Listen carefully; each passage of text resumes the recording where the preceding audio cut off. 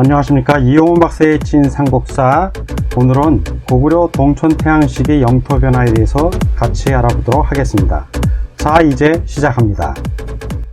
자, 동천태양 원년입니다. 서기 227년이고요. 원년 5월에 동천태양이 왕위에 오릅니다. 자, 자세히 좀 알아보겠습니다. 이름, 동천태양의 이름은 우위거이고요. 동양이라고도 합니다. 어릴 때의 이름은 교체입니다. 가계를 알아볼 것 같으면 산상태양의 장남 아들입니다. 모친은 우시황후가 아니라 소후라고 해서 주통촌의 사람으로 왕궁에 들어와 산상태양의 소후가 되었다. 성씨는 모른다. 삼국사기에 나오는 기록이고요. 고구리사 철학에는 좀 더 자세히 나옵니다.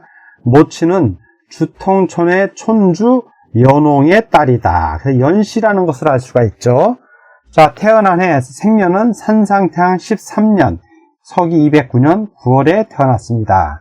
태자가 된 것은 5세의 나이 산상태양 17년 서기 213년에 태자가 되었고요. 즉위 연도는 산상태양이 돌아가신 산상태양 31년 서기 227년 여름 5월에 산상태양이 돌아가시고 바로 그 5월에 동천태양이 즉위를 합니다. 19세의 나이로 즉위하십니다. 성품은 관대하고 인자하였다. 자, 이것이 동천태양 원년 동천태양이 왕위에 오른 내용입니다. 자, 이번에는 동천태양 2년입니다. 2년 3월 우씨를 황태우로 삼다. 바로 자 보면 동천태양 2년 3월에 우씨를 우황후죠. 황태우로 선태왕의 부인 황태우로 봉합니다. 바로 이 우씨왕은 누구냐? 처음에는 고국천태왕의 황후 부인이었다가 고국천태왕이 돌아가시고 나서 그 동생인 연우, 바로 산상태양이죠. 연우와 형사 취소혼을 하면서 또 다시 한번 황후가 된, 바로 이번엔 산상태우의 황후가 된 바로 그 우황후입니다. 그 우황후가 황태우가 된 것입니다. 자, 이번에는 동천태양 8년입니다. 서기 8년. 자, 이 8년에 위나라가 사신을 보냈습니다. 동천태양 8년에 위나라가 사신을 보내 화친을 하였고요. 8년 9월에 태우 우씨, 황태우죠. 황태우 우씨가 사망을 합니다. 자, 이번에는 동천태양 10년입니다. 동천태양 10년 2월 오나라가 보낸 사신을 참수하여 위나라로 보내다. 동천태양 10년 서기 236년 봄 2월에 오나라 왕 송건이 사신 호위는 이름입니다. 사신 호위를 보내 사이좋게 지내기를 청하였다. 근데 뜬금없이 기록이 삼국사기 기록입니다. 왕은 그 사신을 잡아두었다가 가을 7월에 목을 베어 머리를 위에 보냈다. 왜 잡아 죽였는지 이런 게 안 나와요. 자, 오나라는 위나라, 청나라, 오나라 이 하족 세 나라가 싸우다 보니까 고구려하고 잘 지내서 위나라의 뒤통수를 치게 했으면 하는 의도로 보낸 건데 갑자기 죽였다고 하니까 의아하죠. 근데 그 내용이 고구리사 철학에 좀 나옵니다. 그 호위가 일단 언사가 방자했어요. 고구리 태왕에게 함부로 말을 했고 예물 또한 적게 가져온 겁니다. 야박하게 가져왔어요. 그래서 동천태양이 호위를 감옥에 가둔 건 아니고 현토에 안치, 집에 두고 집 밖으로 나오지 마라, 강제 구금을 시킨 거죠. 그런데 호위가 본인이 죽을 것 같으니까 도망가다가 공소년 누구 대방태수에게 잡혀서 죽은 겁니다. 이 기록을 고구리사 철학에는 좀 자세히 나오는데 삼국사기는 죽여서 위나라로 보냈다, 이렇게 나오고 있습니다. 자, 이번엔 동천태양 12년입니다. 12년 위나라를 도와 공소년을 토벌하다, 대방을 토벌했다는 얘기죠. 자, 기록을 보겠습니다. 12년 제위 12년에 서기 238년 위의 태부 사마선왕, 바로 사마의입니다. 그 삼국지에 나오는 사마중달 아시죠? 그 사마중달, 사마의가 무리를 거느리고 와서 공소년을 포괄하였다. 동천태양이 주부 대가를 보내 병사 1000명을 거느리고 이를 돕게 하였다. 좀 병사 1000명 좀 적다는 생각이 드시죠? 근데 이 내용이 역시 고구리사 철학에 좀 자세히 나옵니다. 고구리사 철학. 사마이가 먼저 사신을 보내서 함께, 고구려와 함께 공소년 대방태순, 자, 요 대방을 말합니다. 이 지도에 나오는 대방태순 멸하고자 청했고, 이에 고구려도 좋다 해서 장군 주희에게 5천의 병사를 주어 관망하면서 지원, 이기는 쪽에 붙으라는 얘기죠. 관망하면서. 그래서 이겨서 생색을 내라, 이 뜻입니다. 자, 8월에 공소년을 멸합니다. 누가? 사마이가. 근데 사마이가 땅을 주기가 싫은 거야. 대방을 면해놓고 주기 싫으니까 사마이가 요동을 점령해버립니다. 대방도 점령하고, 교황 방자에게 군의가 동천태왕이 국교를 끊었다는 얘기입니다. 자, 지금 위나라가 대방을 쳤고, 원래는 고구려가 이렇게 반반 나눠 가지기로 했는데, 자, 이렇게 반반 나눠 가지기로 했는데, 다 가져버린 거예요, 지금. 그럼 고구려 입장에서 화가 나죠. 자, 그럼 너희 싸우자. 이렇게 된 겁니다, 상황이. 자, 12년에 위나라 사마이가 대방을 점령한 이후로 4년이 지났어요. 동천태왕이 이를 박박하면서 군사를 키웠습니다. 자, 동천태왕 16년 서기 242년 왕이 장수를 보내 요동의 서안평을 습격하여 격파하였다. 자, 서안평이니까 안평이 이 정도에 있습니다. 안평의 서쪽, 즉 대방 입구란 얘기죠. 대방을 쳤단 얘기예요, 이게. 자, 고구리사 철학에는 좀 더 자세히 나옵니다. 동천태왕 16년 5월에 동천태왕의 왕이 친히 5도 장군 5명의 장군입니다. 방축, 회고, 주희, 현, 목장 등을 거느리고 10만 명의 병사를 이끌어 서안평을 빼앗은 거예요. 점령을 했다는 얘기입니다. 이것을 바로 동천태왕의 안평대전이라고 합니다. 자, 대방을 뺏었어요. 공격을 해서 대방을. 대단한 사건입니다. 자, 그러면 위나라 입장에서는 지금 가만히 있을까요? 자기가 갖고 있던 걸 뺏겼는데 가만히 있을 리가 없죠. 자, 그 이후 또 진행해 보겠습니다. 자, 세월이 또 4년이 흘렀습니다. 대방을 이번엔 고구려가 가졌는데 이번엔 위나라에서 쳐들어옵니다. 동천태왕 제20년 8월에 위나라 관구검이 쳐들어왔습니다. 자, 보겠습니다. 동천태왕 20년 서기 246년 가을 8월에 관구검이 침략을 합니다. 위가 유주자사 관구검을 보내 10,000명을 거느리고 견토로부터 침략했다. 견토 쪽으로 와서 침략을 했다는 얘기입니다.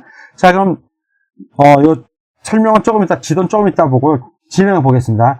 동천태왕이 보병과 기병 20,000명을 거느리고 최소 기병이 5,000은 된다는 얘기입니다. 거느리고 비류수에서 싸워 패배시키니 베어버린 머리가 3,000이었다. 자, 지금 지도를 좀 확대하겠습니다. 위나라가 관구검을 보내서 이렇게 현토 쪽으로 한번 쳐들어왔고 진행을 했습니다. 그래서 동천태왕이, 자, 위나라가 갖고 온 병력이 몇 명? 자, 위나라 관구검이 갖고 온 병력이 10,000명이에요. 10,000명. 자, 그리고 이와 맞서 싸우는 동천태왕의 병력은 20,000명입니다. 자, 그래서 처음에 부딪혔어요. 1차 이깁니다. 자, 이게 졌고, 자, 몇 명이 죽냐? 죽을사. 3,000명이 죽었어. 자, 3,000명이 죽었으면 또 병력을 이끌어 다시 양맥. 자, 양맥 그러면 바로 어디냐면 여양산맥의 맥지역이니까 이쯤이에요. 이게 태행산맥, 여양산맥. 요쯤에서 2차로 또 싸우는데 또 격파를 합니다. 격파를 해서 목을 베거나 죽인 인물이 3,000명이에요. 자, 2차에서 또 죽어. 몇 명이? 3,000명이 죽었습니다. 자, 그럼 도망간 사람 같은 거 무시하고 숫자로만 봐도 4,000명밖에 안 남았네. 자, 1,000명 도망갔다고 치고, 자, 조금 도망간 거죠. 그러면 3,000 남았다고 치자고요. 그러면 여기 2만도 뭐 몇 명 죽었다고 쳐요. 뭐 반 정도 죽어서 3,000명 죽으면 여기는 지금 17,000인 거고 여기 3,000이야. 이거 붙으면 누가 이게 이쪽이 이겨야지. 이쪽이 이겨야 돼. 그런데 자, 이 기록을 보면 자, 동천태왕이 철기 5,000명을 거느리고 나아가 공격하였다. 철기 5,000이면 자, 이때 17,000이 아니라 5,000에 보병이 그러면 15,000년이에요. 15,000. 자, 이렇게 2만인데 싸웠어. 자, 2만 명이랑 싸웠는데 3천하고 싸운 거예요. 광구검이 방진을 치고 결세적으로 싸움으로 우리 군사가 쾌게 괴멸하여 3천하고 그 당시 전쟁은 핵폭탄을 쓰거나 미사일이나 이런 전쟁이 아니라고요. 1대1 또는 기병하고 보병하고 싸우면 1대10, 기병이 1, 보병이 10명 이 정도 병력인데 여기 기병이 5천, 보병이 1,500, 이쪽에 기병이 3,000이라고 해도 기병 3,000, 보병 5,000이면 2,000이 남잖아. 근데 이게 다 3,000이 기병이 아니고 방진을 썼다는 얘기는 이 중에 대다수가 보병이란 얘기라고요. 예, 땅에서 방어진을 형성한 거니까. 그런데 그 군사랑 싸웠는데 이 2만 중에서 18,000명이 죽었대. 18,000명이 사망. 그럼 2,000명 남은 거 아니야. 그런데 기병이 1,000개 갖고 도망갑니다. 압록원 쪽으로. 좀 이상하지 않습니까?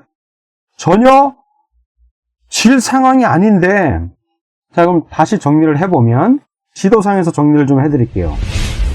자, 얘네들이 1만 명의 병력으로 쳐들어왔고, 자, 첫 전투에서 3,000명이 죽었습니다.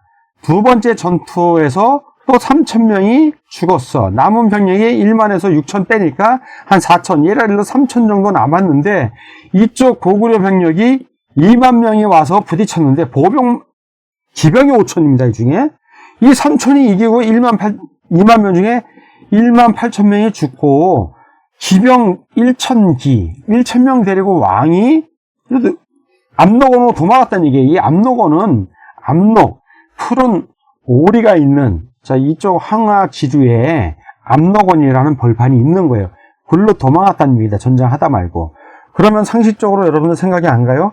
3,000명 말고 이 2만 명이 협공을 당한 거고 뭔지 모르는 이 2만보다 인원이 많은 최소한 3만에서 4만이 되는 병력이 지원이 왔단 얘기예요. 거기서 동천태양이 아차고 당한 거고.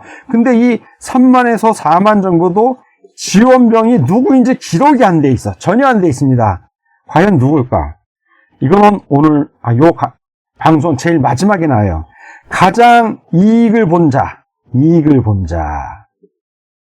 그 자가 바로 이 3만에서 4만을 지원해 준 자죠. 자, 그 자는 제일 나중에 나오니까 계속 진행되는 걸 보겠습니다. 자, 그럼 전쟁의 진행 상태를 보겠습니다. 자, 동천태왕 20년 10월입니다. 유유가 동천태왕을 지키라. 자, 동천태왕이 지금 전쟁에서 져갖고, 자, 전쟁에서 지금 1차 이겼고 2차 이겼는데 3차에서 깨져갖고 여기까지 후퇴를 합니다. 압록원까지. 자, 압록원까지 후퇴를 하고 동천태왕은 계속 밑으로 내려와요. 남옥조로 내려간다고 기록이 나옵니다. 그 사이 관구검은 환도성으로 향합니다. 그래서 동천태왕 20년 겨울 10월 전쟁된 지 2달이 지나서 관구검이 환도성을 공격을 합니다. 그리고 환도성을 함락시키고, 주적군이 없으니까 함락되죠. 성안을 도륙을 냈다고 나와요. 이 뜻은 강아지 한 마리 남기지 않고 다 죽였다는 얘기예요. 남녀노소 구분하지 않고. 그리고 불태워버리고, 그리고 장군 왕기, 자기 부하 장군 왕기를 보내 동천태왕을 추격하게 만듭니다. 자, 그리고 관구검이 국내성으로 내려와서는 또 불태우고 한 다음에 그걸 불내성이라고 새기고 돌아가요. 자, 새기고 그 근처에 진을 칩니다. 인내할래, 그리고 성할 때 성입니다. 국내성이 아니라, 나라한 성이 아니라 니네들 아무 성도 아니다라는 의미로, 비하하는 의미로 자기가 이겼으니까. 그리고 여기 주둔한 상태에서 자기 부하에게 동천을 쫓아가게 만듭니다. 자, 동천태왕이 남옥조로 달아납니다. 자, 옥조는 여기 동옥조가 있고요. 자, 산동반도 남쪽에 남옥조가 있습니다. 기록에 남옥조라고 하고요. 우리 찐 삼국사에서는 남옥조를 산동반도 이남으로 봅니다. 지역명이 됐죠. 옥조라는 나라가 없어졌으니까요. 그 대무신태왕 때 없어졌으니까. 자, 중령에 이르렀다고 나옵니다. 일설에는 동천태왕이 지금의 그 졸본, 개마고원 쪽으로 도망갔다는 설이 일설이 하나 있고, 지금 여기 나온 설은 남옥조로 갔다는 설이 있는데, 저는 이용호 박사의 찐상수는 이 설을 따릅니다. 왜냐하면 그 이유가 중령, 대나무 고개잖아요. 대나무 고개는 뭐냐면 이때의 대나무들은, 고개라고 할 때의 대나무는 무지하게 큰, 대나무 중에서 제일 큰 것들 왕죽이라고 그래요. 왕죽 무지하게 큰 겁니다. 자, 고개가 있어. 주변에 산이 높은 게 많은데 낮은 구릉지 같은 고개가 있는데 거기에 대나무가 이렇게 큰 왕죽이 있는 거예요. 거기까지 왔는데 이 대나무의 북방 한계선이 우리나라 담양 있죠? 이쯤이에요. 이쯤. 예. 북이 35도, 34도 이 정도쯤이라고요. 그러면 이쪽 개마고원 여기는 대나무가 없어요. 그러니 동옥저 이쪽은 해당이 안 되고 이쪽으로 본다는 얘기입니다. 자, 이쪽으로 도망을 오셨는데 저 같은 경우는 여기를 어디로 보냐 하면 고려시대의 강화 있죠. 책 보고 님이 말한 그 강화가, 이 산둥반도가 이게 강화예요. 여기가 황화줄기가 있어서 강화도가 됩니다. 강화도. 섬이 돼요. 강들이 많아, 이 근처에. 그래서 강화입니다. 고려시대 때는. 왜? 강이라는 말이 신라인들이 강을 말할 때 강이라고 해요. 신라는 양자강이라고 그러잖아요. 고구려나 백제는 수라고 그래요. 수 또는 하. 근데 여기 강화도라는 지명은 언제 나오냐? 고려시대 때 나오죠. 왜? 통일신라 이후에 고려가 다시 그 통일신라를 이어받으니까 그때는 이 수도를 다 강이라고 발음한 겁니다. 그래서 강화도가 돼요. 강화도. 자, 그러면 이 강화도 있는 요쯤에 있는 산, 요 산을 중령이 있는 산으로 봅니다. 자, 그 산을 바로 저는 오련산으로 봅니다. 자, 오련산으로 제가 본다는 얘기예요. 왜? 중령 때문에. 이 중령. 남옥조의 중령이니까 일로 도망 오신 거예요. 그리고 또 하나, 이 광화는 인구가 많아요. 자, 인구가 많고 물자가 풍부합니다. 이 얘기는 뭐냐면 지금 병사 1,000명 갖고 내려오면서 수습을 했겠죠. 병사를 늘릴 수가 있고, 그리고 다시 군사를 재전열할 수 있어요. 가다듬을 수가 있어요. 와서 반겨갈 수 있는 시간을 벌 수 있다는 얘기죠. 그런데 이렇게 도망가는 길에 그 미루가, 동천태왕의 부하 미루가 결사대를 모아서 임금님 이대로 도망가다가는 적들에게 우리가 잡힙니다. 그러니 제가 결사대가 돼서 임금님은 그 사이 피하시고 제가 저들을 막겠습니다 하고 돌아가서 왕기하고 싸웁니다. 그 사이에 동천태왕은 이 남옥조 중령지방으로 내려와서 병력을 수습을 하는 겁니다. 그리고 동천태왕이 미루가 떠오르잖아요. 부하에게 말합니다. 미루를 구해올 사람이 없냐 그랬더니 하부에 유옥부라는 인물이 본인이 가겠다고. 이 사람도 결사대를 이끌고 가보니 전투가 일어난 곳에 미루가 쓰러져 있었던 거예요. 막아낸 거예요. 막아내고 쓰러졌어. 적들은 이제 잠시 물러나 있고, 그래서 급히 그를 발견하고 얻고 돌아옵니다. 그래서 동천태왕이 그를 무릎에 눕혔고 한참 있다 그가 깨어나요. 자, 이 얘기는 부하들이 목숨을 걸고 동천태왕을 구했다는 얘기입니다. 자, 이번에는 그 이유입니다. 이번엔 유유라는 인물이 나옵니다.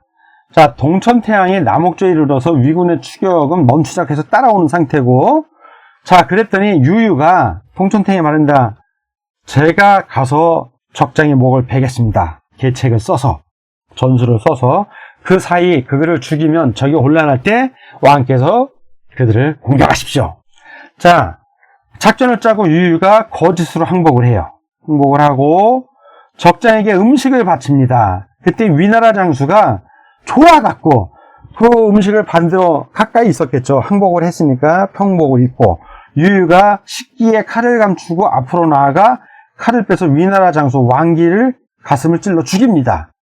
그리고 그와 함께 죽었다는 게 그 왕기 주변의 부하 장수가 유유를 다시 죽였겠죠. 사신으로 갔던 사람들은 다 죽은 거예요. 자, 근데 왕기가 없으니 위군이 혼란에 빠졌죠. 이때 동천태왕이 군사를 세 길로 나누어 빠르게 이들을 공격하여 위군이 어지러워서 싸우지 못하고 드디어 낭낭에서 퇴가가 했다. 자, 지금 유유가 거짓 항복을 했고요. 동천태양이 세갈의 길로 간 겁니다. 병력을 수습을 해서 공격을 해서 이들을 물리쳤고, 장군이 없으니까 돌아가죠. 그들이 어디에 주둔했었냐? 관구검이 낭낭 지역, 대방 바로 위쪽, 국내성 바로 아래쪽, 이쯤에 주둔하고 있었던 거예요. 낭낭에 주둔하고 있었는데, 위군을 격파하고 동천태양에 가니 이들이 그냥 후퇴해. 자, 분명히 추격군으로 10,000명 정도 줬다 해도 여기 주둔하고 있는 관구검의 병사는 최소 20,000명은 있어야 되는 겁니다. 그러면 20,000명에서 30,000명의 군사가 있다면 동천태양이 다시 수습해서 왔다 하더라도 이들과 서로 부딪혀서 싸울만 한데 그냥 관구검이 그냥 내빼듯이 갔다고 기록이 나와요. 그 얘기는 이 20,000의 군사가 없었단 얘기죠. 이때는. 합리적으로 생각하자고요. 군사가 없어 싸울 군사가 관구검이 그냥 도망간 거예요. 왜 이런지는 모르죠. 추측은 가능한데. 자, 그런데 그 내용이 어디에 나오냐? 고구리사 초략에 나옵니다. 아주 시원하게 나옵니다. 보겠습니다. 고구리사 초략에 뭐라고 나오냐면 백제 고이양 13년 관난이라고 그래요. 관구검의 난. 관구검의 난리 중에 낭낭의 유무, 낭낭 지역의 유무란 놈하고 대방의 왕준이란 놈이 남쪽으로 들어와서 관구검을 돕자. 자, 관구검을 도와요. 자, 이 인원들은 큰 인원이 아니에요. 대방도 어차피 깨졌고, 대방은 적대적이었고, 이건 깨진 상태에서 소수의 인원, 즉, 낭낭에 있던 유무란 인간이 여기 도와주려고 갔고, 대방에 있는 인원 중에 대방이 졌으니까 남아있는 사람들이 모여서 충성하겠다고 일로 간 거예요. 갔는데 고위양이 그 허를 타서 이 두 나라 낭낭과 대방을 기습을 합니다. 자, 낭낭, 대방 이쪽을 기습을 해요. 그리고 수많은 변방의 백성들을 노략질하였다. 다 물건을 빼앗아 왔다는 얘기예요. 그 얘기는 실질적으로 승자는 누구냐? 이 전쟁의 승자는 백제의 고위양이 승자였다는 거예요. 실제 역사상 이 이후로 고위양이 백제를 부강하게 만듭니다. 자, 그럼 여기서 역사적인 상상력을 발휘해 보자고요. 처음에 관구검이 10,000의 병력으로 와서 깨져요. 3,000명이 죽고 또 3,000명이 죽고 남은 한 3,000명 남은 걸로 이겨내서 고구려 동천태양이 18,000명이 죽습니다. 자, 이 3,000명 갖고 18,000명을 죽인다? 말이 안 되잖아요. 누군가 30,000에서 40,000 정도 지원을 해줬다고 추측을 했죠. 그 병력이 누구냐? 바로 백제의 병력이라고 저는 역사적인 상상을 발휘합니다. 그리고 이 병력이 쭉 가다가 빠진 거예요. 이 3,4,000명이 쭉 빠진 거고, 이 빠진 상태에서 낭낭의 유무와 대방의 왕준이 더야봐야 몇 명이나 되겠어요. 몇 명 안 되는 인원으로 버텼는데 그 사이 동천태양이 군사를 수습해서 쳐들어오니 몇 명 안 되는 그 인원 갖고는 관구검이 도저히 이길 수 없으니까 그냥 낭낭에서 철수했다. 이렇게 나와요. 자, 그러면 실질적인 이 전쟁에 최대 이익을 본 사람은 누구다? 그렇죠. 백제의 고이왕. 야, 참 역사 멋있지 않습니까? 이런 걸 사학과 교수하고 박사들이 연구해서 발표를 해야 되는데 삼국사기 기록을 부정이나 하고 앉아있으니 이 인간들이 한국의 역사학자입니까? 일본이나 중공의 역사학자입니까? 전 대묻지 않을 수가 없어요.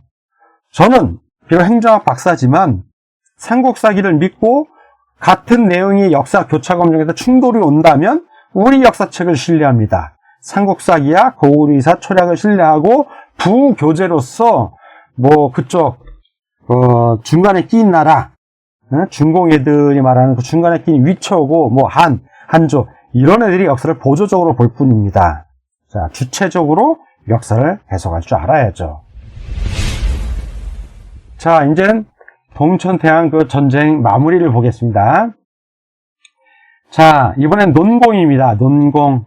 상을 주는 거죠. 어떻게 할 것인가. 공을 논하는 건데, 미루야 우유를 제1등 공신으로 삼았고요. 미루에게는 왕을 구했잖아요.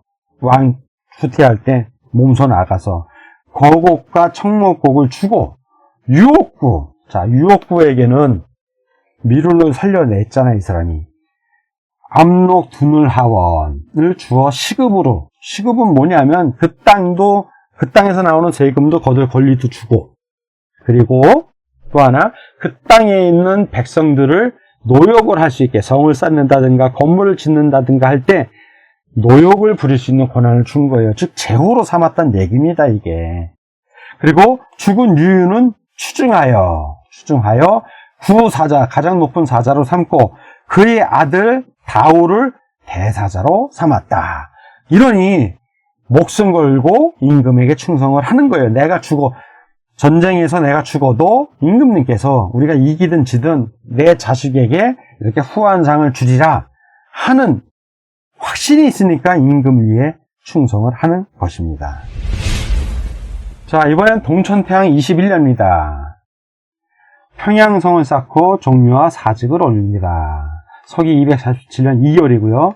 동천태양 21년 서기 247년 봄 2월에 동천태양이 환도성이 전환을 겪고 다시 도읍을 삼을 수 없다고 여겼다. 자, 환도성 전란 때문에 안 돼요. 자, 그리고 북내성, 위남성도 파괴됐어요. 불내성이라고 쓰고 불질러 버렸으니까. 그래서 그 근처에 평양성을 샀어요. 드디어 평양성 시대가 열려요. 저는 이 평양성을 어디로 보냐 하면 지금의 자금성으로 봅니다. 북경. 지금의 북경이 바로 고구려의 평양입니다. 평양성. 자금성을 지금 평양성으로 봅니다. 자, 그래서 247년. 자, 여기서 우리가 암기해야 될 연도가 나오죠. 기원전 37년 추모태양 동명성왕이 고구려를 건국합니다. 건국. 자, 그리고 기원후 3년 자, 유리명왕이 국내성으로 천도합니다. 국내성으로 천도. 자, 이 국내성을 나라안성이라고도 얘기하고요. 위남성이라고도 얘기합니다. 자, 그리고 AD 49년 누구죠? 자, 모범태양의 부고상태, 부평, 어양, 상곡, 태원 점령. 점령을 했어요.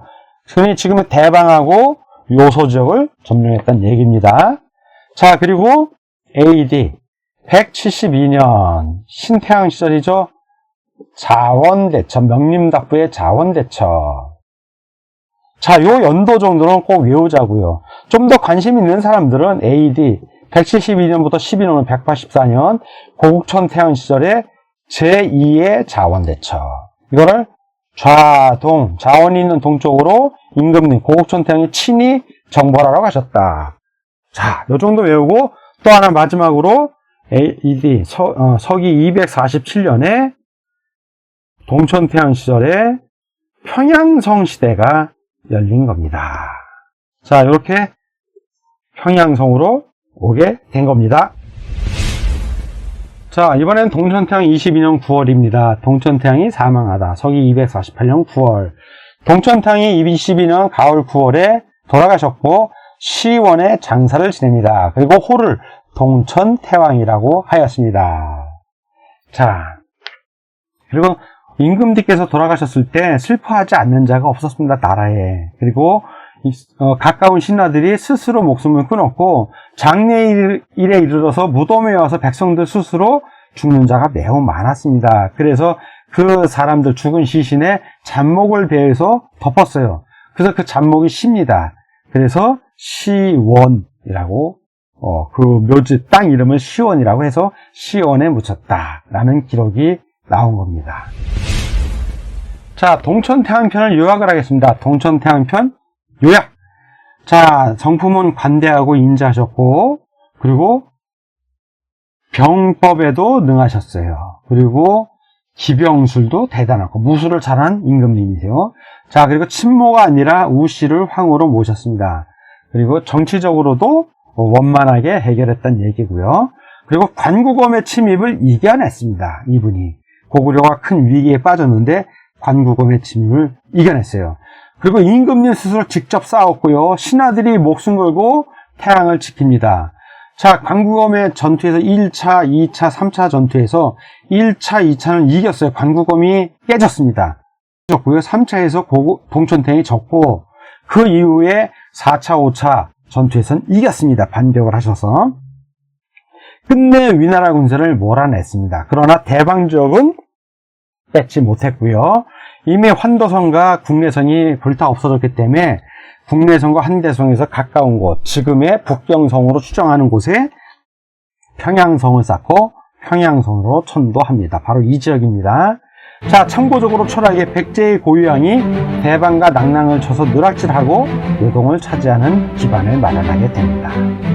자, 이렇게 동천태양 시절에 영토 변화에 대해서 같이 알아봤습니다. 자, 오늘 동영상 여기서 마칩니다. 다음 시간에 뵙겠습니다. 감사합니다.